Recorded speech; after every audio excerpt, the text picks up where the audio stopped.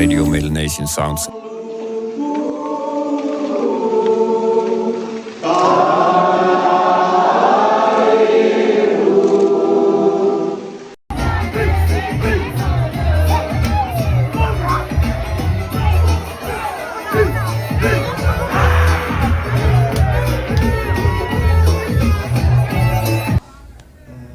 How do you transfer, is that correctly? Your heritage, your cultural heritage. How do you pass that on to your children? Next to the aside to the dancing. Yeah, I have a son, Samoa, Papa is Samoa, and yes, he can speak the language, he can understand, he's born in Germany, can speak and teach it, and he's so happy to, and so proud to be a part of our, because we have to pass it to our children. You know, that is, when we, from this world, you know, our children can teach their children, you know, it comes the next generation and the next one. And they are so proud and, you know, the culture, the language, everything about the culture. They are so happy to be a part of it. So for you it's Samoan language, German language, and English. Yes. But the thing is even though it doesn't matter what language you speak or what culture or where you're from, but we talked last night with Katina, you know, the Pacific or the Melanesian, it's like a family. It's a huge family in Europe now, and you know, the time we come together, we just share, we just pass on. Even we cook, or we just the communication. It's a learning by doing. You know, if we cook with the whole bunch, with the whole kids and the whole family, the neighbor.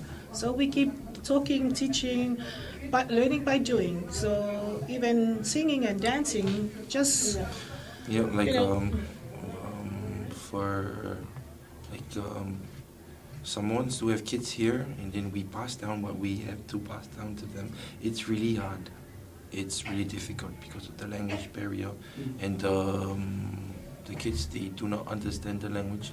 So the only opportunity where we can show them our values is when we can perform, is when we can dance, is when we cook our salmon, when we do get-togethers, and we cook the salmon food, and then we show them how to cook this, we show them how the octopus tastes, how a coconut cream tastes, how to cook a delicious food. Just the smell of it. Yes, exactly.